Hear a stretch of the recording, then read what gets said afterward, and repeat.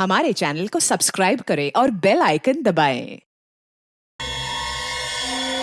Hey, can I get you a drink? I mean, क्या पियेंगे आप? क्यों? तुम वेटर हो? By the way, I'm Saurabh. और आप? देखो, अगर तुम इस दुनिया के अकेले लड़के होते, तब भी मैं तुम पे कोई इंटरेस्ट नहीं दिखाती। तो ये नाम वाम पूछ के टाइम वेस्ट करना बंद करो। तनीषा, नेटवर्क कैसे चला गया?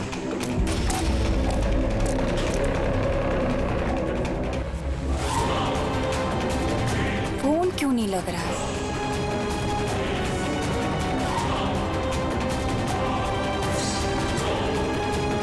हेलो आयशा, आयशा तुम्हें मेरी आवाज आ रही है?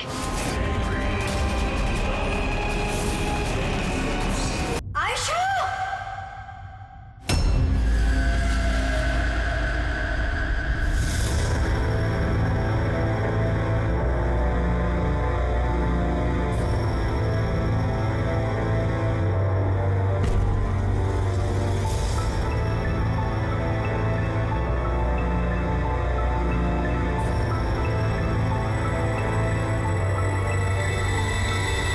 कैसे हुआ ये सब? हाँ? पता नहीं सर ये सब कैसे हुआ। एक कॉल अटेंड करने के लिए बाहर गई और जब वापस आई तो ये सब। तुम्हारे अलावा और कौन कौन दोस्त है आयशा के यहाँ पे? सर ये प्रीति और ये विशाल है सर, आयशा का बॉयफ्रेंड। देख के लगता है कि आयशा का किसी के साथ हाथापाई तो नहीं हुई है। ये फोन रिसीव करने के लिए बाहर गई और वहां पहले से खूनी इसका इंतजार कर रहा होगा। मतलब सर ये खूनी ने सब प्लानिंग करके किया? नहीं पंकज, ये प्लान मर्डर तो नहीं लगता, क्योंकि अगर प्लान किया होता तो उसने किसी और हथियार का इस्तेमाल किया होता, ना कि कांच का। मतलब अचानक यहाँ पे कोई गुस्सा हो गया होगा आयशा पे और मार दिया होगा। लगता तो कुछ ऐसे ही है फ्रेडी। आयशा का यहाँ पे किसी के साथ कोई झगड़ा वगैरह हुआ था? कोई कहा सुनी? हाँ? ऐसे चुप रहने से काम नहीं चलेगा। ये सीसीटीवी कैमरा है, फुटेज देखेंगे तो पता चल ही जाएगा। सॉरी सर, सीसीटीवी कैमरे काम नहीं कर रहे। व्हाट? सीसीटीवी काम नहीं कर रहा? इतनी लापरवाही? सर वो कल आखिरी गाने के दौरान धुएं की वजह से शायद टेक्निकल एरर आ गया है। मैं जल्दी ठीक करवा लूंगा। ठीक कराओगे जब तुम्हारा ये क्लब वापस खुलेगा। जब तक ये केस सॉल्व नहीं होता तुम्हारा क्लब बंद। सर मुझे लगता है ये खून सौरभ ने किया है। अमीर बाप की बिगड़ी औलाद है। Hey, can I get you a drink? I mean, क्या पियेंगे आप? क्यों? तुम वेटर हो? By the way, I'm Saurabh. और आप?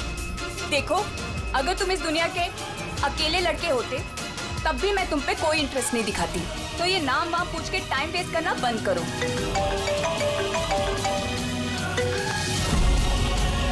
और जब आयशा ने उसे टेढ़ा जवाब दिया तो वो गुस्से में उसके पीछे पीछे बाहर तक गया था। सौरभ का? सर वो तो नहीं है। तुमसे कहा था ना मैंने, कोई भी इस क्लब से बाहर नहीं जाएगा।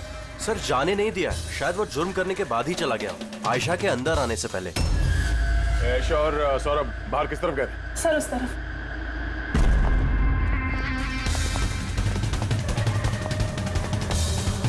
सर खून का निशान। तो यहां से आयशा अंदर गई थी। आगे देखते हैं। सर ये यहाँ भी खून के धब्बे हैं सर।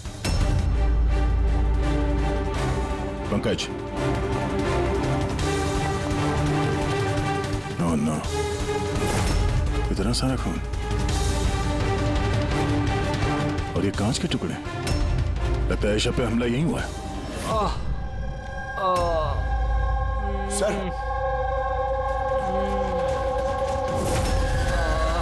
और नो, कहीं सौरभ तो नहीं? इसकी हालत बहुत खराब है, एम्बुलेंस को फोन करो जल्दी। इस क्लब में इतने सारे लोगों के बीच एक लड़की का खून हो जाता है। बाउंसर्स का अता पता नहीं, सीसीटीवी कैमरा है पर काम नहीं कर रहा।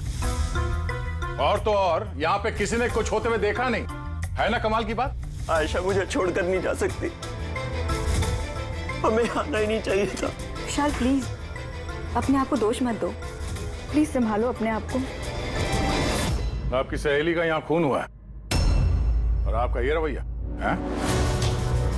अब तक यहाँ जो कुछ भी हुआ है उससे ये लगता है कि खूनी यहाँ पर आयशा को मारने के इरादे से तो नहीं आया था, तैयारी के साथ नहीं आया था।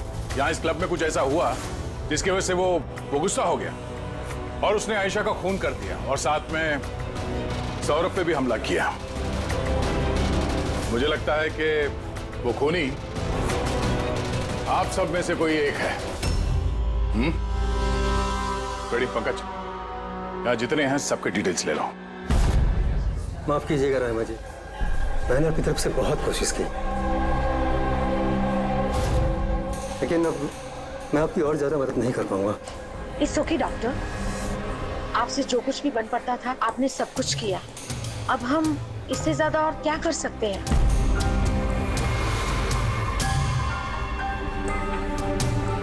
What happened, doctor? आप ठीक है ना? Yeah, I'm fine. Uneasy feel हो रहा है। Excuse me. कहाँ जा रहे हैं आप? मैं जरा वॉशरूम होकर आता हूँ। तनिषा, आयशा की मौत से पहले तुम्हारी उसके साथ फोन पर बात हुई है ना? तो क्या उस फोन कॉल के बारे में हमें कुछ डिटेल में बता सकती हो? सर, डिस्को में म्यूजिक लाउड होने की वजह से ना मैं ज्यादा कुछ सुन नहीं पाई। हाँ, पर उसको ये कहते हुए सुना। क्या हो रहा है, बता क्यों नहीं रहे हो? दर्द हो रहा है क्या? डॉक्टर के पास लेके जाओ। ये क्या कर रहे हो तुम? मतलब आयशा ये सब उस खूनी से कह रही थी? सर, उससे भी ज्यादा हैरानी की बात तो ये है कि आयशा का खूनी उसे कह रहा था वहां से भागने के लिए। बड़ी अजीब बात है। खूनी आयशा को भागने के लिए कहता है और आयशा को खूनी की चिंता है। तनिषा, एक बात बताओ, क्या उस आवाज को पहचान सकोगी जिससे आयशा बात कर रही थी? नहीं सर। सर, लेकिन अगर खूनी को आयशा की इतनी चिंता है तो फिर उसने उसे मारा क्यों? वही तो, खूनी को विक्टिम की चिंता है और विक्टिम को खूनी की चिंता।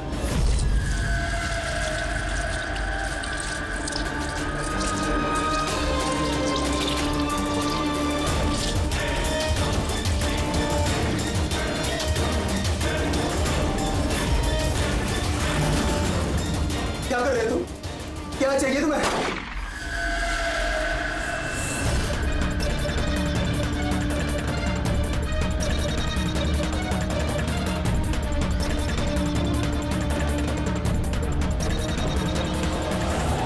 गन?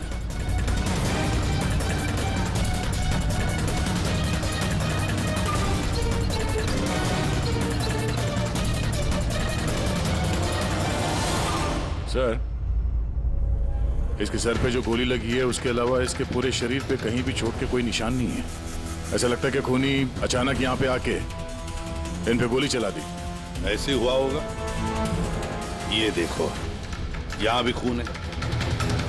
एक बात समझ में नहीं आ रही सर, खूनी गन यहाँ छोड़ के क्यों गया? वो तो अपने साथ लेके भी जा सकता था गन को। वही तो बड़ी अजीब बात है कि खूनी ये गन यहाँ क्राइम सीन पर छोड़कर क्यों गया?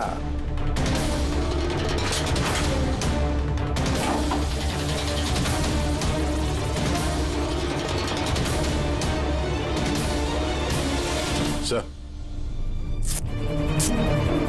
ये देखिए, नीचे यहाँ पे ये टेप चिपका हुआ था। वॉश बेसिन के नीचे टेप? लगता है यहाँ टेप से कुछ चिपकाया था जो अभी यहाँ नहीं है। शायद इस केस से रिलेटेड कुछ हो। जरूर देखते हैं। रहमा जी, डॉक्टर यशवंत आपके डॉक्टर थे? जी हाँ। आप लोग यहीं पे बैठे थे इसी टेबल पर? जी हाँ, वो दरअसल मेरी बीमारी के सिलसिले में मुझे यहाँ पर मिलने के लिए आए थे। बहुत ही अच्छे और नेक दिल इंसान थे। आज जब आप उनसे बात कर रही थी तो आपको लगा कि किसी बात को लेकर वो परेशान थे? परेशान तो नहीं, लेकिन हाँ, अचानक उनकी तबीयत खराब हो गई थी मेरे सामने और वो एक्सक्यूज मी बोल के वॉशरूम के लिए चले गए। मैं तो सोच भी नहीं सकती थी कि ऐसा कुछ हो जाएगा। सर, ये कॉफी शॉप के मैनेजर है। यहाँ के भी सीसीटीवी कैमरे काम नहीं कर रहे। सर, 2 घंटे पहले तक तो काम कर रहे थे, पर अचानक कोई टेक्निकल प्रॉब्लम हो गई, इसलिए इंजीनियर को बुलाया हमने।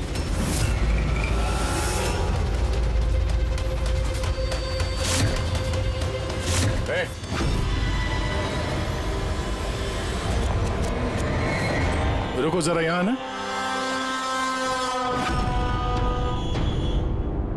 हेलो सर, कैसे हो आप? मेरा हालचाल छोड़ो, अब ते सुनाओ, तुम दोनों यहाँ क्या कर रहे हो? वो ऐसे ही टहलने आए थे। कॉफी शॉप में टहलने आए थे? कल रात तुम्हारी सहेली का खून हो गया, तुम्हारा दूसरा दोस्त रो रो के उसका बुरा हाल है, और तुम दोनों यहाँ कॉफी शॉप में टहलने आए। तो यहाँ पर भी एक खून हो गया, ये कैसा संयोग है? सच में संजोगी है सर, क्योंकि हम तो जानते भी नहीं कि डॉक्टर यशवंत है कौन। हेलो, ले आओ उसे ब्यूरो में। ओके जी, okay, thank you very much. पता है पंकज, बहुत सारे लोग थे डिस्को में जब आयशा का खून हुआ, और एक एक का फोन ट्रैक करना कि मर्डर के वक्त आयशा और यशवंत के पास तो नहीं था कोई। ये मेरी तो आंखें दर्द करने लगी है।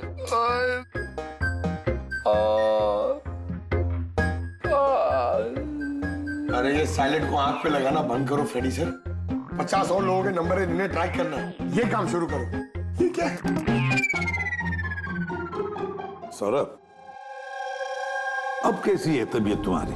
शरीर के जख्म तो आज नहीं तो कल ठीक हो जाएंगे सर, लेकिन जो मैंने उस दिन देखा वो शायद जिंदगी भर मेरे दिमाग से कभी भुला नहीं पाऊंगा। ना मैं कल पब जाता और ना ही मुझे आयशा की चीख सुनाई देती।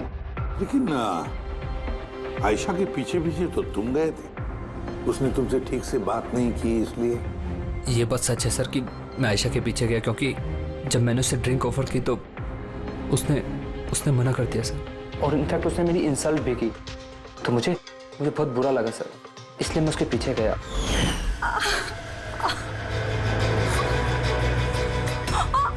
किसने किया ये सब?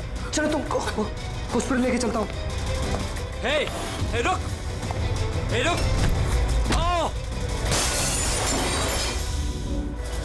और फिर? मुझे अभी भी याद है कि सर, जब मैंने उसकी कलाई पकड़ी तो बिल्कुल भी नॉर्मल नहीं थी, वो आम इंसानों जैसी कलाई थी ही नहीं। मुझे बिल्कुल अजीब सा एहसास हुआ सर।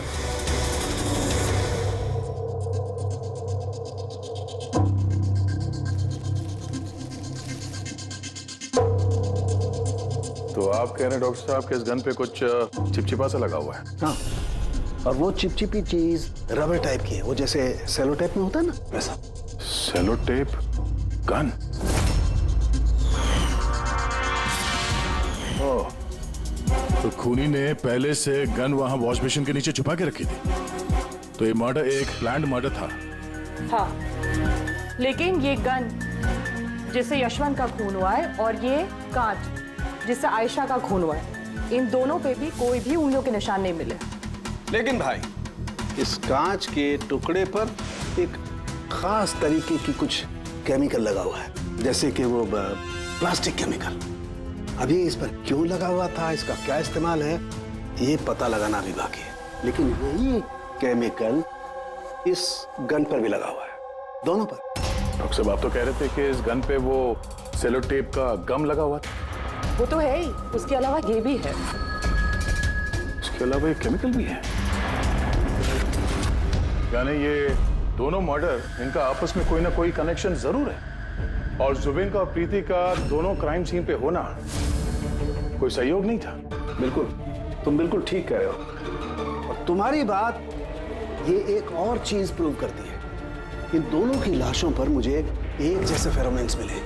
फेरोमोन्स यानी वो केमिकल जिनसे खुशबू आती है? हाँ, यशवंत और आयशा, इन दोनों की लाशों पर एक जैसी खुशबू। इसका मतलब बात साफ है, या तो दोनों एक जैसा परफ्यूम लगाते थे, या फिर दोनों का खून ही एक ही था। जनरली एक औरत लेडीज परफ्यूम लगाती है और एक आदमी जेंट्स परफ्यूम। अब ये दोनों एक ही तरह का परफ्यूम लगाए, चांस थोड़ा कम है, यानी इन दोनों का खूनी तो एक ही है। आयशा की मौत के बारे में दो बातें पता चली है। एक उसकी दोस्त तनीषा ने बताई और दूसरी सौरभ ने बताई।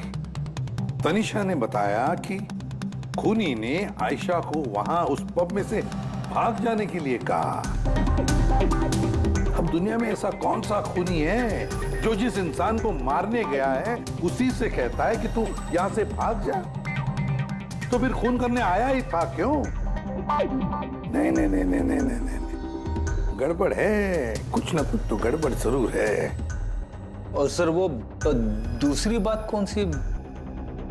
दूसरी बात सौरभ ने बताई।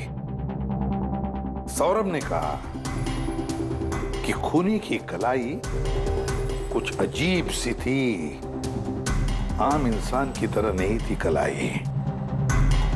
शायद कलाई में रिस्ट वॉच या ब्रेसलेट हो। फ्रेडी जरा दिमाग लगा के बोलो, समझे?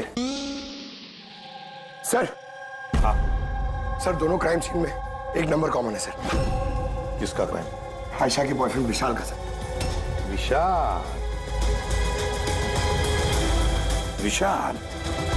ये विशाल तो कॉफी शॉप में दिखाई नहीं था, तो फिर ये कॉफी शॉप में पहुंचा कब?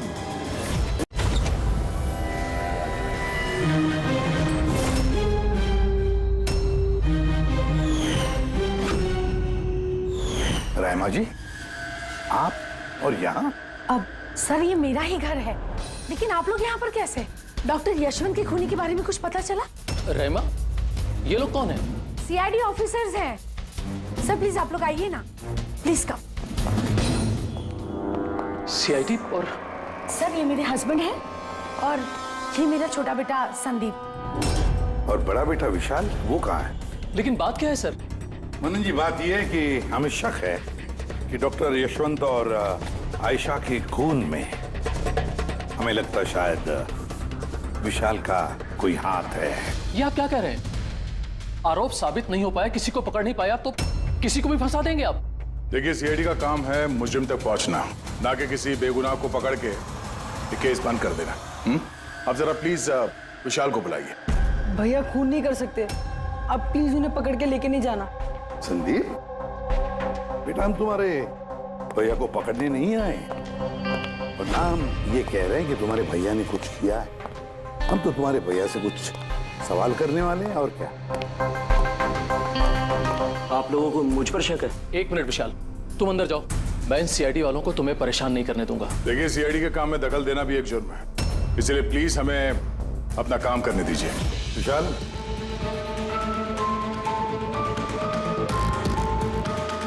डॉक्टर यशवंत की मौत हुई थी कैफे में और तुम उस वक्त उस कैफे में थे।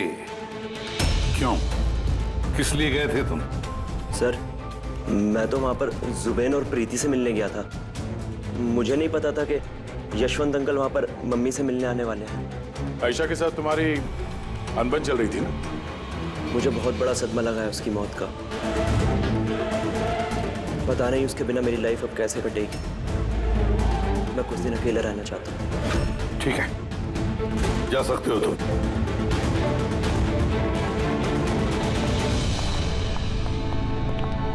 अरे, आप लोग फिर से यहाँ पे भी? कभी कभी अपने घर पे जाते हो कि नहीं? हमेशा विशाल के आसपास ही नजर आते हो। नहीं सर, ऐसी कोई बात नहीं है। एक्चुअली बहुत उदास है ना आजकल, तो हमने सोचा कि उसके साथ ही रहें। बहुत जिगरी दोस्ती है, हाँ? जुबीन, प्रीति, विशाल, कड़ी नजर रखनी पड़ेगी इन तीनों पर।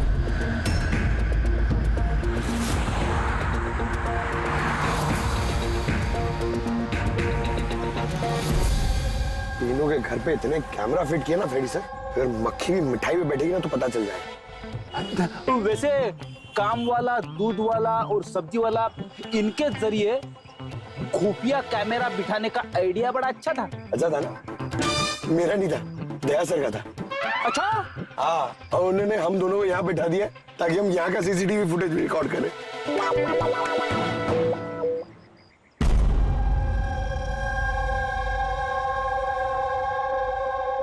अरे बॉस, एक बहुत ही बड़ा सुराग हाथ लगा है जो इस केस की जड़ तक पहुंचा सकता है हमें। तू तो कब बताएगा? अरे बता रहा हूँ ना। तुम्हें बताना जल्दी यार। अरे यार सांस तो लेने दो। तुम्हें याद है वो टूटे हुए ग्लास पर और गन पर मुझे वो प्लास्टिक केमिकल मिला था? हाँ सर, क्या है वो केमिकल? वो है ग्राफीन, जो नकली चमड़ी आर्टिफिशियल स्किन बनाने के काम में आता है। Artificial skin? हाँ। Prosthetic skin. Prosthetic skin. Prosthetic. Daya, याद है सौरभ ने क्या बताया था कि खूनी के हाथ में उसने कुछ अजीब सा देखा था। Prosthetic skin, prosthetic arm. तो ये खून किसी रोबोट के जरिए तो नहीं हो रहे? जब खूनी का यूं मदद मांगना, ऐसा तो नहीं कि ये खून अनइंटेंशनली हो रहे हैं बिना चाहे? नहीं दया, बिना चाहे खून कैसे हो सकता है? रही बात इस रोबोटिक आर्म की, ये रोबोटिक आर्म तो किसी की इशारे पर ही चलेगी ना। क्या साहब के ऐसा कोई आदमी है जो इस रोबोटिक्स में प्रोस्थेटिक आर्म बोल, रोबोटिक आर्म बोल, पूरे रोबोट के बारे में अच्छी तरह से जानकारी रखता है? हाँ है ना, डॉक्टर जैस्मीन। मिलते हैं इस डॉक्टर जैस्मीन से।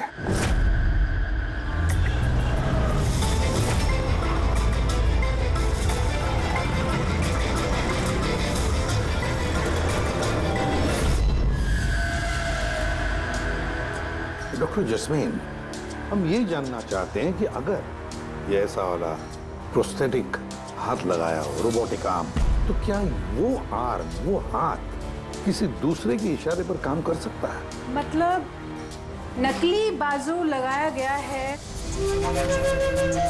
ए को, लेकिन इस बाजू से क्या काम करवाना है इसका कंट्रोल ए के पास नहीं बल्कि बी के पास है। क्योंकि हमें शक है कि इस केस में खूनी खून अपनी मर्जी से नहीं कर रहा है, कोई और उससे करवा रहा है। सर ये सुनने में जितना मुश्किल है दरअसल नामुमकिन नहीं है। जैनिश, जरा दामिनी को अंदर भेजो। हाँ वही मरीज जिसका कल टेस्ट हुआ था। मरीज?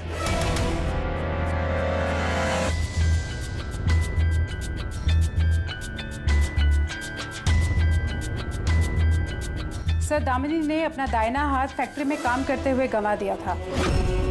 हाँ सर, मशीन में आ गया था मेरा हाथ, इसलिए हमने इसे ये लू काम लगाया है जिसका कंट्रोल इंसानी दिमाग के पास ही है। एक नकली बाजू इंसानी दिमाग के जरिए काम कर रहा है, मगर कैसे?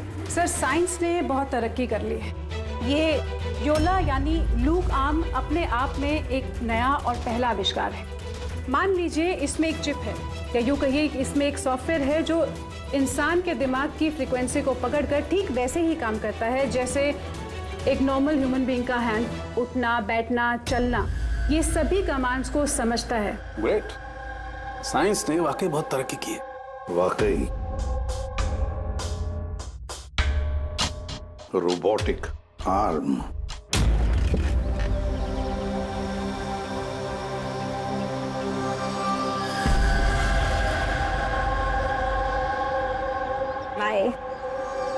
वहाँ हक कर रहा है, इधर हम दोनों गाड़ी में बैठे हुए।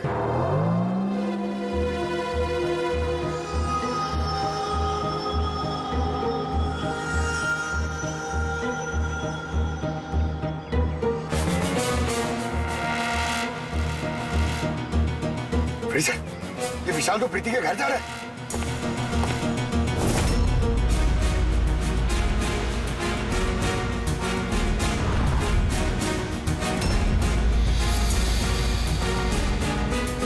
विशाल, तुम टेंशन मत लो, किसी को कुछ भी पता नहीं चलेगा। हम कोई ना कोई रास्ता निकाल लेंगे, ओके? ये लो, कॉफी पी लो।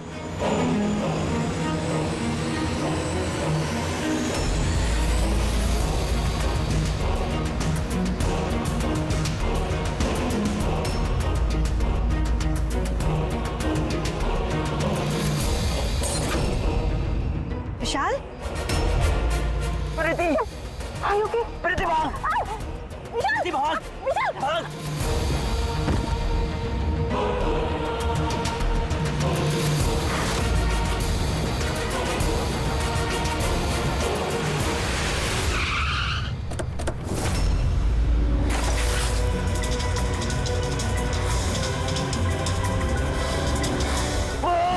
विशाल, नहीं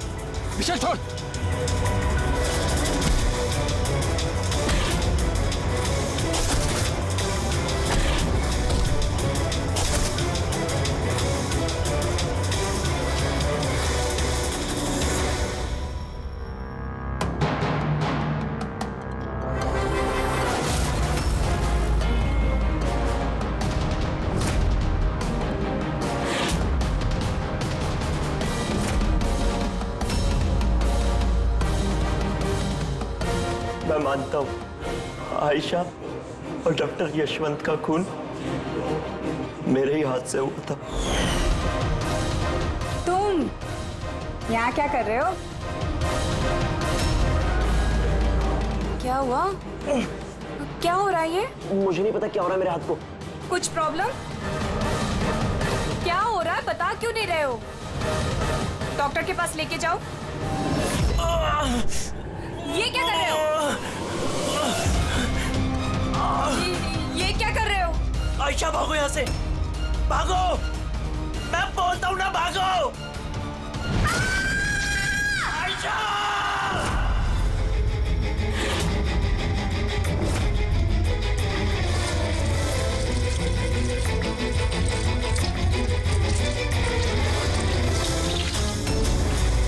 डॉक्टर निकलो यहाँ से। क्या कर रहे हो तुम? डॉक्टर निकलो यहाँ से। क्या चाहिए तुम्हें? डॉक्टर यहाँ से जाओ। डॉक्टर देखो गोली भी चला रहे हो तुम। डॉक्टर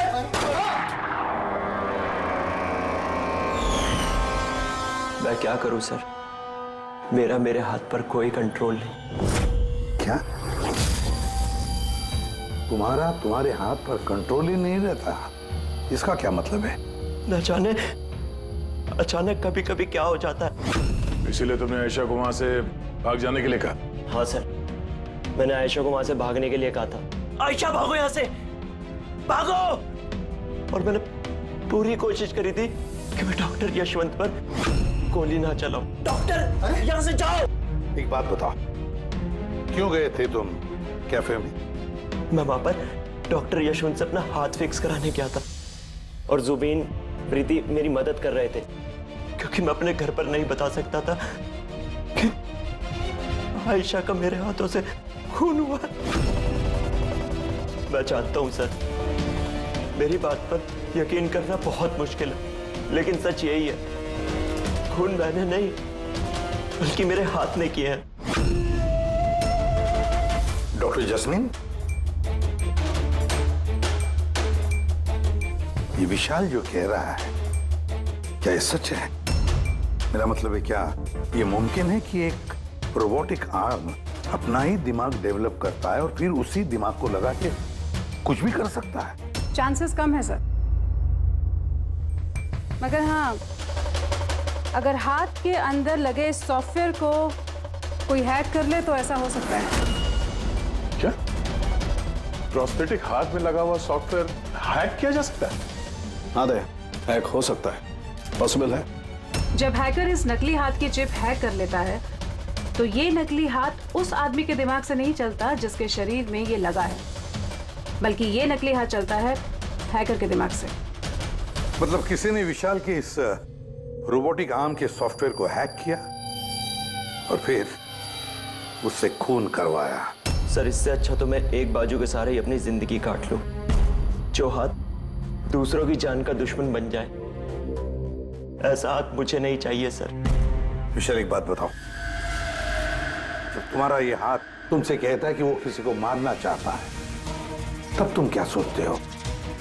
क्या होता है तुम्हारे दिमाग में? कैसी अवस्था होती है तुम्हारी? सर, 2-3 मिनट लगते हैं। मैं पूरी कोशिश करता हूं अपने हाथ को काबू में करने की, लेकिन 2 मिनट के बाद जीत मेरे हाथ की होती है सर।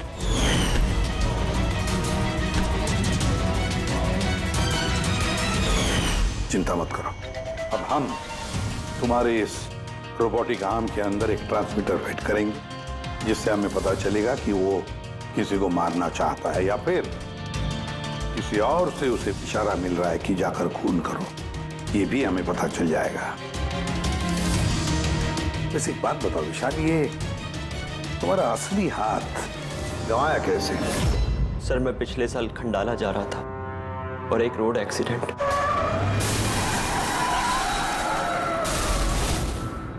बस जिंदगी में हमें कई बार इम्तिहान देना पड़ता है। सर मेरे इम्तिहान तो खत्म होने का नाम ही नहीं ले रहे हैं। जब नकली हाथ के साथ जिंदगी जीने की आदत डाली तो उसी नकली हाथ ने मेरी जिंदगी बर्बाद कर दी। ईशान, तुमसे वादा करता हूं कि ना तुम्हें एक हाथ के साथ जिंदगी गुजारनी पड़ेगी और ना ही वो असली मुजरिम आजाद घूम पाएगा।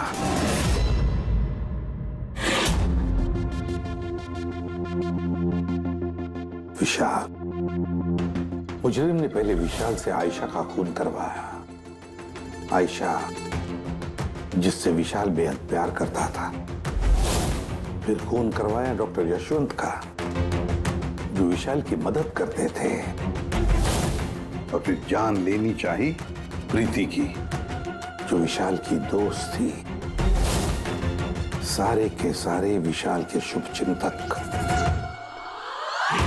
सारे के सारे विशाल के आसपास वाले, सब के सब विशाल के करीबी। तो फिर ये मुजरिम कौन हो सकता है? कौन हो सकता है ये मुजरिम? ये भी तो कोई करीबी हो सकता है, विशाल का करीबी। पंकज, विशाल के एक्सीडेंट के सारे डिटेल चाहिए मुझे, सारे के सारे। हेलो सर, मैं जसपाल, कंप्यूटर एक्सपर्ट। जी। कंप्यूटर हैकिंग जानते हो? बड़े से बड़ा कंप्यूटर हो या कोई सर्वर, चुटकियों में हैक कर सकता हूँ। रोबोटिक आर्म का सिस्टम हैक करना है, कर सकोगे? जी सर, बिल्कुल। ये रहे सारी डिटेल्स। हो जाएगा सर, और इसके लिए मैं ट्रेस राउटिंग का यूज करूँगा।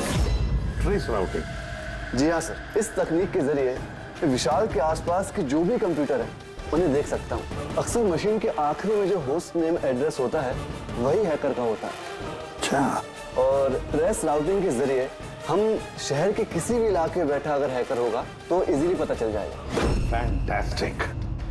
अब जिस किसी ने भी विशाल के रोबोटिक आर्म का सिस्टम हैक किया, अब हम उसके सिस्टम को हैक करेंगे।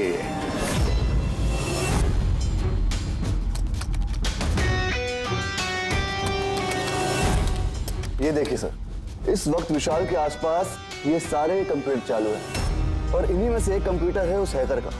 बस एक बार पता चल जाए वो कंप्यूटर कौन सा है, फिर हमारा काम आसान हो जाएगा। जसपाल जल्दी करो, हमारे पास वक्त बहुत कम है। विशाल ने आज मुझे घर पे क्यों बुलाया है? अंकल आंटी भी नहीं है और पता नहीं क्या बात है।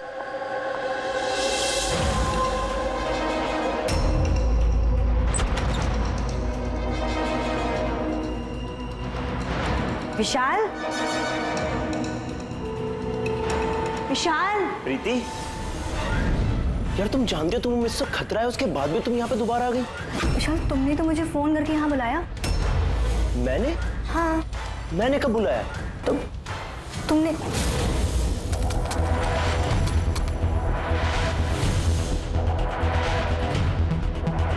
वो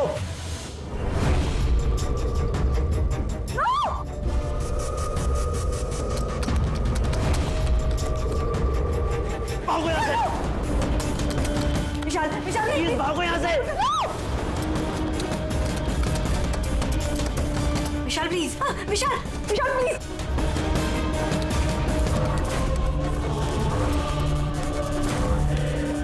यस सर, उस हैकर की लोकेशन मिल गई है।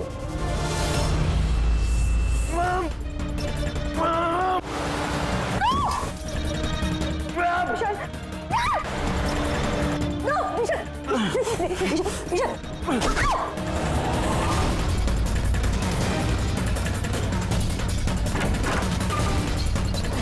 सर आप यहाँ पे। विशाल प्लीज।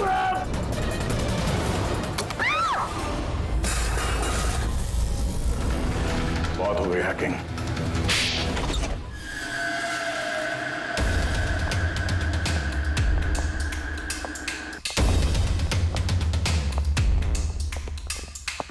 फिर आ गए आप लोग। अब ये मत कहिएगा कि आप विशाल को पकड़ने के लिए आए। जी नहीं, हम विशाल को पकड़ने नहीं आए, खूनी को पकड़ने के लिए, जो इस वक्त यहाँ पर मौजूद है। खूनी और यहाँ पर क्या कर रहे हैं आप? अब अपना झूठा इल्जाम आप किसके ऊपर लगाने आए हैं? मनन जी, पिछले साल एक गाड़ी का एक्सीडेंट हुआ था कंडाला में। 3 लोग थे उस गाड़ी में। 22 साल का लड़का विशाल, 15 साल का बच्चा संदीप और 9 साल की छोटी बच्ची सोनिया। गाड़ी विशाल चला रहा था। कार का एक्सीडेंट बहुत बुरा था। बच्ची सोनिया की जगह पे मौत हो गई और संदीप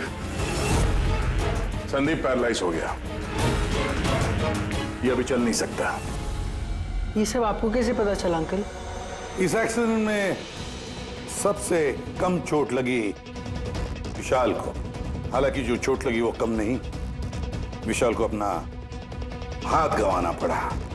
वैसे विशाल आपका सौतेला बेटा है ना? सर विशाल मेरे लिए सके से भी बढ़कर है।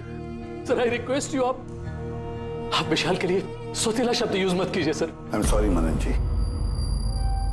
काश सभी माता पिता आप जैसा विचार करते हैं। काश रहमा जी ऐसा विचार करती है ना रहमा जी? वैसे आपके मन में बहुत गुस्सा है ना विशाल के लिए, क्योंकि विशाल की वजह से आपको अपनी सगी बेटी गंवानी पड़ी और आपका सगा बेटा जिंदगी भर चल फिर नहीं सकता। आप क्या कहना चाहते हैं? हम क्या कहना चाहते हैं वो अभी पता चल जाएगा। पंकज,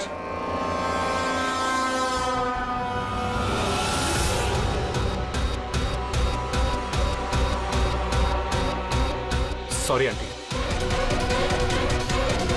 लेकिन मैंने इन्हें सब कुछ बता दिया कि आप ही के कहने पर मैंने ये सब किया।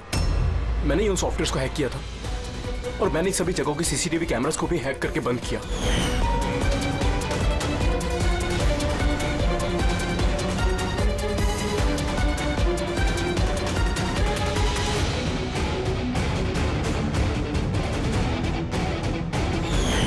विशाल से बदला लेने के लिए पहले उसकी गर्लफ्रेंड को मारा, उसके बाद उस डॉक्टर को जो विशाल की मदद कर सकता था, उसके बाद प्रीति पर हमला। ये सब करने के लिए मुझे आंटी ने ढेर सारे पैसे दिए थे। सुबीन, तुम इतना गिर जाओगे मैंने कभी नहीं सोचा था। चलिए, सच्चाई अब आप सबके सामने आ ही गई है, तो मैं आप सबको यह भी बता दूं कि मैं तुम्हें मारने के बाद खुद मनन को भी मारने वाली थी, क्योंकि जिस तरह से मेरे अपनों ने चोट खाई है, मैं भी चाहती थी कि विशाल भी उसी दर्द से गुजरे, उसे भी उतनी ही तकलीफ हो। वो एक्सीडेंट था, एक गलती। गलती? तुम्हारी एक गलती की वजह से मेरी पूरी जिंदगी में अंधेरा छा गया। तुमने लापरवाही से गाड़ी चलाई और सजा किसको मिली? मुझे और मेरे बच्चों को। मम्मी, मैंने हमेशा तुम्हें मां नहीं भगवान समझा। अगर ये सब करके तुम्हें सुकून मिल रहा था तो मुझसे एक बार कहा तो होता, मैं अपनी जान दे देता। मुझे तुम्हारी जान नहीं चाहिए थी, मैं तो तुम्हें जीते जी दुख भरी जिंदगी देना चाहती थी। और आप सब मुझे दोष नहीं दे सकते, क्योंकि मैंने जो कुछ भी किया वो मैंने ममता के लिए किया। रहमा जी, मां इतना हल्का शब्द नहीं जो किसी औरत को मुजरिम बना दे। अरे मां तो वो होती है जो सिर्फ अपने ही नहीं, दूसरों के बच्चों को ममता, प्यार और स्नेह से देखती है। विशाल भले तुम्हारा सगा बेटा नहीं था, लेकिन बेटा तो था ना, वो तुम्हारे परिवार का हिस्सा था। वो कोई मां अपने बेटे से बदला कैसा ले सकती है? हाँ? वो भी इस तरह का बदला। 2 लोगों को जाने गंवाई पड़ी। नहीं रायमा जी, बहुत गलत किया तुमने, बहुत गलत। कानून तुम्हें कभी माफ नहीं करेगा, कभी माफ नहीं करेगा। कड़ी से कड़ी सजा होगी तुम्हें।